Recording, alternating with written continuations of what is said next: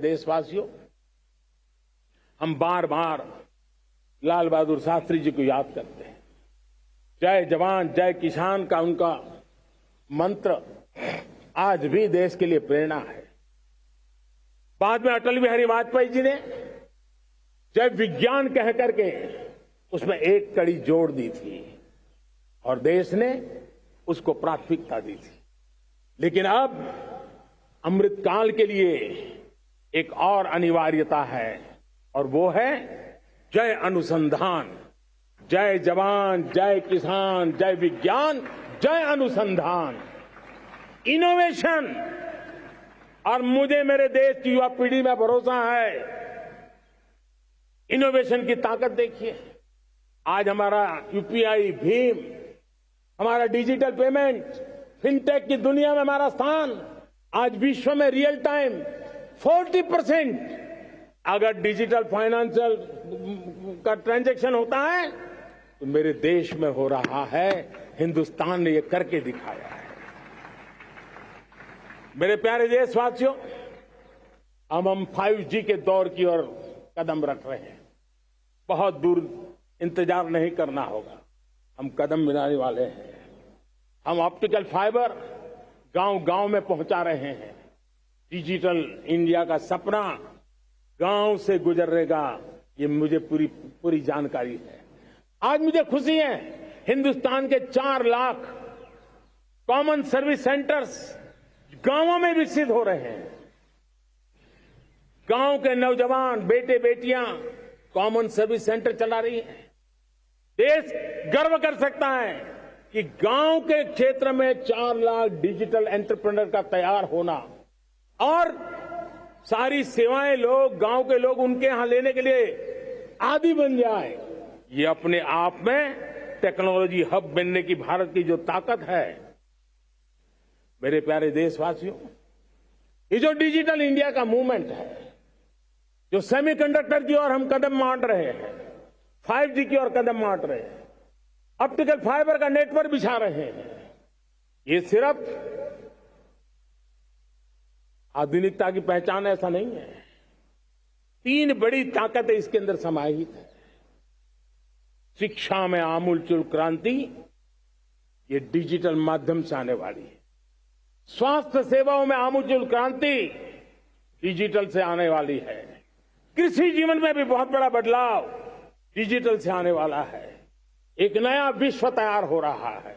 भारत उसे आगे बढ़ाने के लिए, और मैं साफ देख रहा हूं दोस्तों, ये डेकेड मानव जात के लिए टेकेड का समय है, टेक्नोलॉजी का डेकेड है। भारत के लिए तो ये टेकेड जिसका मन टेक्नोलॉजी से जुड़ा हुआ है, आईटी की दुनिया में भारत ने अपना एक लोहा बनवा लिया है, तो ये टेकेड का सामर्थ्य भारत के प्यास है। हमारा अटल इनोवेशन मिशन, हमारे इंक्यूबेशन सेंटर, हमारे स्टार्टअप एक नया पूरा क्षेत्र का विकास कर रहे हैं। युवा पीढ़ी के लिए नए अवसर लेकर के आ रहे हैं। स्पेस मिशन की बात हो, हमारा डीप ओशन मिशन की बात हो, समुद्र की गहराई में जाना हो या हमें आसमान को छूना हो, ये नए क्षेत्र हैं जिसको लेकर के हम आगे बढ़ रहे हैं। मेरे प्यारे देशवासियों, हम इस बात को न भूलें, और भारत ने सदियों से देखा हुआ है, जैसे देश में कुछ नमूना रूप कामों की जरूरत होती है, कुछ बड़ी बड़ी ऊंचाइयों की जरूरत होती है, लेकिन साथ साथ धरातल पर मजबूती बहुत आवश्यक होती है। भारत की आर्थिक विकास की संभावनाएं धरातल की मजबूती से जुड़ी हुई, और इसलिए हमारे छोटे किसान, उनका सामर्थ्य, हमारे छोटे उद्यमी, उनका सामर्थ्य, हमारे लघु उद्योग, कुटीर उद्योग, सूक्ष्म उद्योग, रेहड़ी पटरी वाले लोग, घरों में काम करने वाले लोग, ऑटो रिक्शा चलाने वाले लोग, बस सेवाएं देने वाले लोग, ये समाज का जो सबसे बड़ा तबका है, इसका सामर्थ्यवान होना भारत के सामर्थ्य की गारंटी है। और इसलिए हमारी आर्थिक विकास की ये जो मूलभूत जमीनी ताकत है, उस ताकत को सर्वाधिक बल देने की दिशा में हमारा प्रयास चल रहा है। मेरे प्यारे देशवासियों, हमारे पास 75 साल का अनुभव है। हमने 75 साल में कई सारी सिद्धियां भी प्राप्त की हैं। हमने 75 साल के अनुभव में नए सपने भी संजोए हैं, नए संकल्प भी लिए हैं। लेकिन अमृतकाल के लिए हमारे मानव संसाधन का ऑप्टिमम आउटकम कैसे हो, हमारी प्राकृतिक संपदा का ऑप्टिमम आउटकम कैसे हो, इस लक्ष्य को लेकर के हमें चलना है। और तब मैं पिछले कुछ सालों से अनुभव से कहना चाहता हूं, आपने देखा होगा आज अदालत के अंदर देखिए, हमारी वकील के क्षेत्र में काम करने वाले हमारी नारी शक्ति किस ताकत के साथ नजर आ रही है। आप ग्रामीण क्षेत्र में जनप्रतिनिधि के रूप में देखिए, हमारी नारी शक्ति किस मिजाज से, समर्पित भाव से अपनी गांवों की समस्याओं को सुलझाने में लगी हुई है। आज ज्ञान का क्षेत्र देख लीजिए, विज्ञान का क्षेत्र देख लीजिए, हमारे देश की नारी शक्ति सिरमौर नजर आ रही है। आज हम पुलिस में देखें, हमारी नारी शक्ति लोगों की सुरक्षा की जिम्मेवारी उठा रही है। हम जीवन के हर क्षेत्र में देखें, खेलकूद का मैदान देखें या युद्ध की भूमि देखें, भारत की नारी शक्ति एक नए सामर्थ्य, नए विश्वास के साथ आगे आ रही है। मैं इसको भारत की 75 साल की जो यात्रा में जो योगदान है, उसमें अब कई गुना योगदान आने वाले 25 साल में मैं मेरी नारी शक्ति का देख रहा हूं, मेरी माताओं, बहनों का, मेरी बेटियों का देख रहा हूं। और इसलिए ये सारे हिसाब किताब से ऊपर है, सारे आपके पैरामीटर से अतिरिक्त है।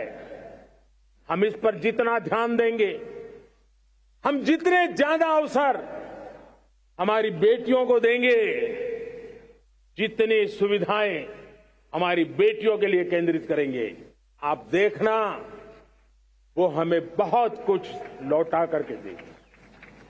वो देश को इस ऊंचाई पर ले जाएगी। इस अमृत काल में जो सपने पूरे करने में जो मेहनत लगने वाली है, अगर हमारी नारी शक्ति की मेहनत जुड़ जाएगी, व्यापक रूप से जुड़ जाएगी, तो हमारी मेहनत कम होगी, हमारा समय सीमा भी कम हो जाएगी, हमारे सपने और तेजस्वी होंगे, और ओजस्वी होंगे, और दैदीप्यमान होंगे। और इसलिए आइए साथियों, हम जिम्मेवारियों को लेकर आगे बढ़े। मैं आज भारत के संविधान के निर्माताओं का भी धन्यवाद करना चाहता हूं। तो उन्होंने जो हमें फेडरल स्ट्रक्चर दिया है, उसके स्पिरिट को बनाते हुए, उसकी भावनाओं का आदर करते हुए हम कंधे से कंधा मिला करके इस अमृत काल में चलेंगे, तो सपने साकार होकर के रहेंगे। कार्यक्रम भिन्न हो सकते हैं, कार्यशैली भिन्न हो सकती है, लेकिन संकल्प भिन्न नहीं हो सकते। राष्ट्र के लिए सपने भिन्न नहीं हो सकते। आइए हम एक ऐसे युग के अंदर आगे बढ़े। मुझे याद है, जब मैं गुजरात का मुख्यमंत्री था, केंद्र में हमारे विचार की सरकार नहीं थी, लेकिन मेरे गुजरात में हर जगह पे मैं एक ही मंत्र लेके चलता था कि भारत के विकास के लिए गुजरात का विकास, भारत का विकास हम कहीं पर भी हो, हम सबके मन मस्तिष्क में रहना चाहिए। हमारे देश के कई राज्य हैं जिन्होंने देश को आगे बढ़ाने में बहुत भूमिका अदा की है, नेतृत्व किया है, कई क्षेत्रों में उदाहरण काम किए हैं। ये हमारे फेडरलिज्म को ताकत देते हैं। लेकिन आज समय की मांग है कि हमें कोऑपरेटिव फेडरलिज्म के साथ साथ कोऑपरेटिव कॉम्पिटिटिव फेडरलिज्म की जरूरत है। हमें विकास की स्पर्धा की जरूरत है। हर राज्य को लगना चाहिए वो राज्य आगे निकल गया, मैं इतनी मेहनत करूंगा, मैं आगे निकल जाऊंगा। उसने ये 10 अच्छे काम किए हैं, मैं 15 अच्छे काम करके दिखाऊंगा। उसने 3 साल में पूरा किया है, मैं 2 साल में करके दिखाऊंगा। हमारे राज्यों के बीच में, हमारी सर्विस सरकार की सभी इकाइयों के बीच में वो स्पर्धा का वातावरण चाहिए जो हमें विकास की नई ऊंचाइयों पर ले जाने के लिए प्रयास करे। मेरे प्यारे देशवासियों, इस 25 वर्ष का अमृतकाल के लिए जब हम चर्चा करते हैं, तब मैं जानता हूं चुनौतियां अनेक है, मर्यादाएं अनेक हैं, मुसीबतें भी है, बहुत कुछ है। हम इसको कम नहीं आंकते हैं, रास्ते खोजते हैं, लगातार कोशिश कर रहे हैं। लेकिन 2 विषयों को तो मैं यहां आज चर्चा करना चाहता हूं। चर्चा अनेक विषयों पर हो सकती है, लेकिन मैं अभी समय की सीमा के कारण 2 विषयों पर चर्चा करता हूं। और मैं मानता हूं हमारे इन सारी चुनौतियों को कारण, विकृतियों के कारण, बीमारियों के कारण इस 25 साल का अमृतकाल, उस पर शायद अगर हमने समय रहते नहीं चेते, समय रहते समाधान नहीं किए, तो वो ये विकराल रूप ले सकते हैं। और इसलिए मैं सबकी चर्चा न करते हुए 2 पर जरूर चर्चा करना चाहता हूं। एक है भ्रष्टाचार, दूसरा है भाई भतीजावाद, परिवारवाद। भारत जैसे लोकतंत्र में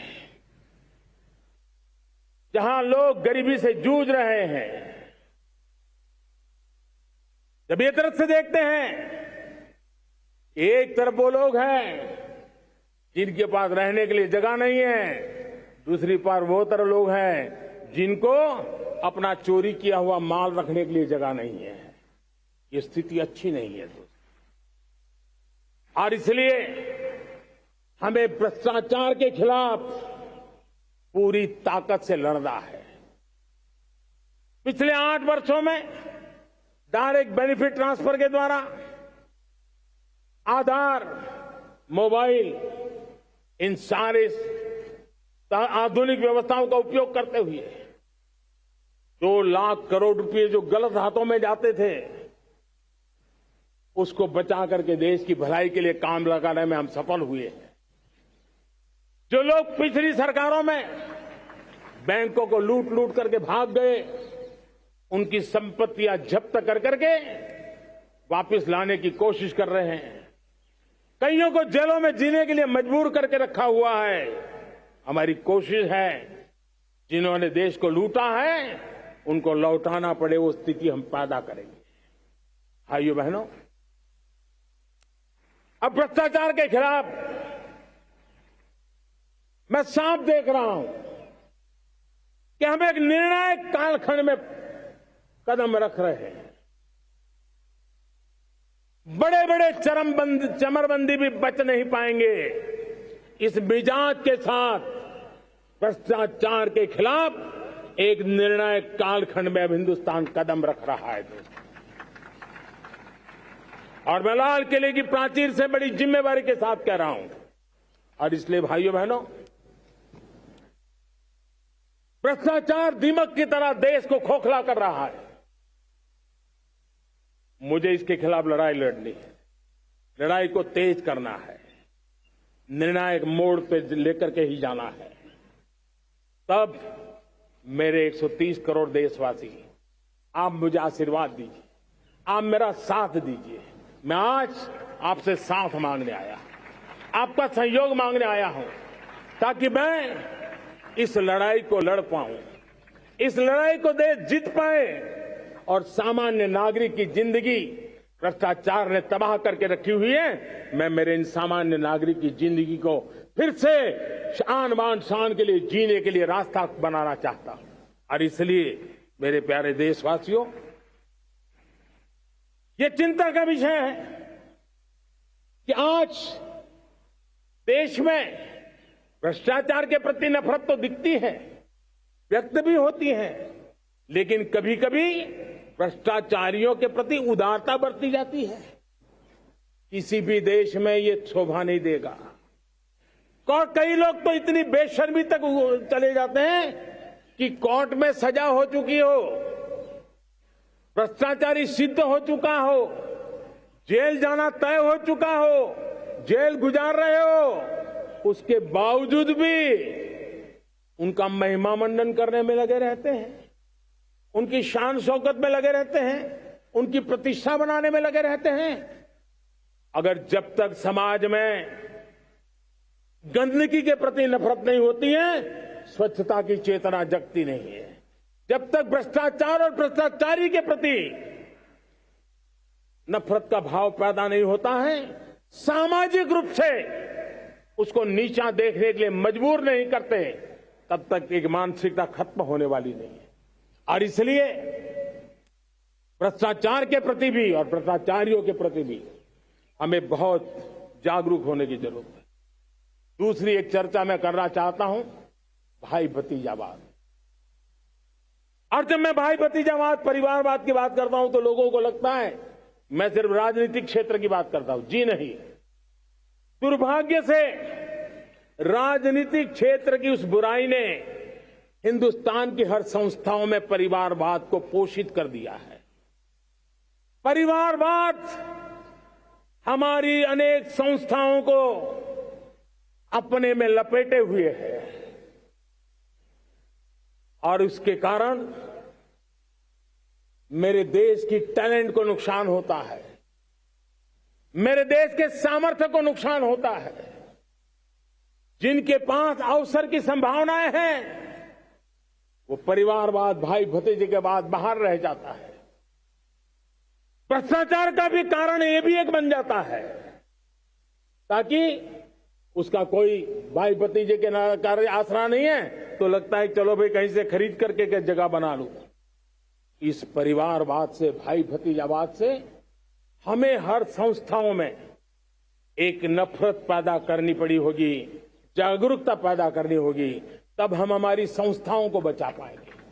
संस्थाओं के उज्जवल भविष्य के लिए बहुत आवश्यक है। उसी प्रकार से राजनीति में भी परिवारवाद ने देश के सामर्थ्य को सबसे सारा अन्याय किया है।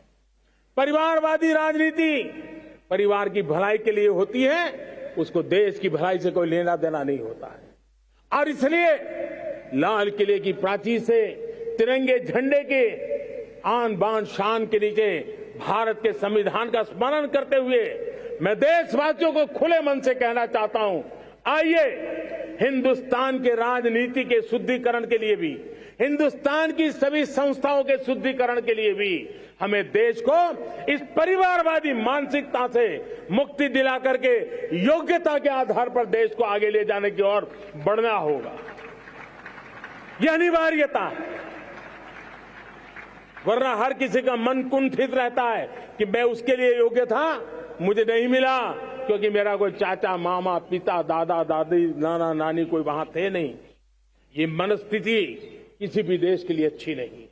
मेरे देश के नौजवानों, मैं आपके उज्जवल भविष्य के लिए, आपके सपनों के लिए, मैं भाई भतीजावाद के खिलाफ लड़ाई में आपका साथ चाहता हूं। परिवारवादी राजनीति के खिलाफ लड़ाई में मैं आपका साथ चाहता हूं। ये संवैधानिक जिम्मेवारी मानता हूं मैं, ये लोकतंत्र की जिम्मेवारी मानता हूं मैं, ये लाल किले के प्राचीर से कही गई बात की ताकत में मानता हूं और इसलिए मैं आज आपका अवसर चाहता हूं। हमने देखा पिछले दिनों खेलों में, ऐसा तो नहीं है कि देश के पास पहले प्रतिभाएं नहीं रही होंगी, ऐसा तो नहीं है कि खेलकूद की दुनिया में हिंदुस्तान के नौजवान, हमारे बेटे बेटियां कुछ कर नहीं सकते, लेकिन सिलेक्शन भाई भतीजेवाद की चैनल से गुजरते थे और उसके कारण वो खेल के मैदान तक, उस देश तक तो पहुंच जाते थे।